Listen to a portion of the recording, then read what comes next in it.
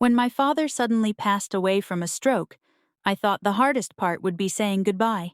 But it turned out the real shock came later, when his will was read. My brother inherited billions in cash. My mother received all the properties and company shares. Most of the remaining wealth was given to charities. And me, the daughter my father always claimed to love most, I was left with nothing but a piece of useless, abandoned land. It felt unfair, but it was his will, so I forced myself to accept it. Just as I was leaving, the lawyer called me aside. He secretly handed me a file bag, saying my father had prepared it for me before his death. "The answer you want is in here," he whispered. With trembling hands, I opened it. Inside was a key and a USB drive. My heart pounded as I plugged the USB into my laptop. A video of my father appeared. He explained that the land he left me wasn't useless at all. It hid a cellar, and inside that cellar was his biggest secret, one he had kept for more than 30 years. He begged me to guard it and tell no one. I didn't know what to think. What secret could be buried in some old cellar?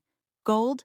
Hidden treasures? I needed to know. The next afternoon, I snuck away to the back hill, following the directions my father left in the video. I found the hidden cellar easily. Using the key, I unlocked the steel door. A cold draft hit my face.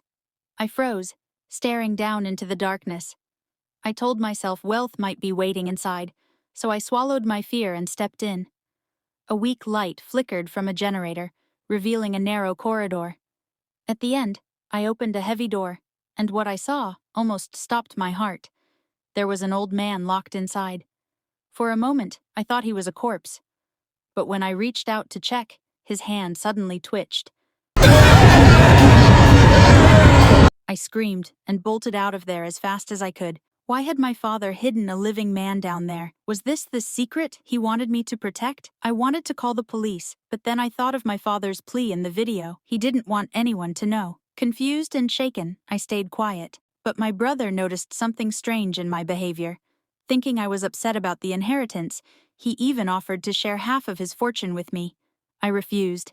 I needed answers, not money.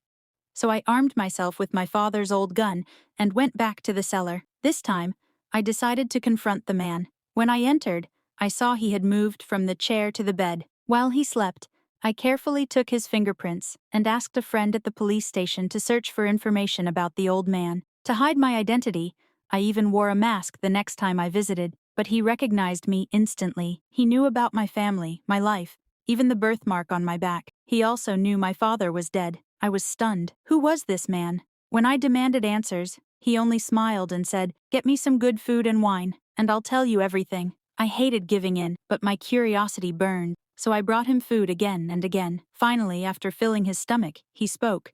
His name was Morgan.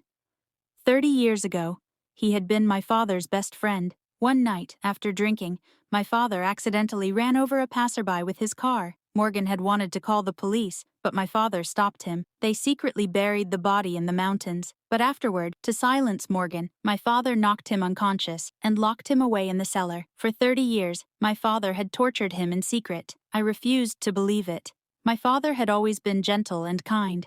Could this really be true? Then Morgan revealed something worse. He told me my father left me no inheritance because I wasn't truly his daughter. The fortune meant for me had gone to his secret lover and her child. Rage boiled inside me. I didn't believe it until Morgan gave me an address.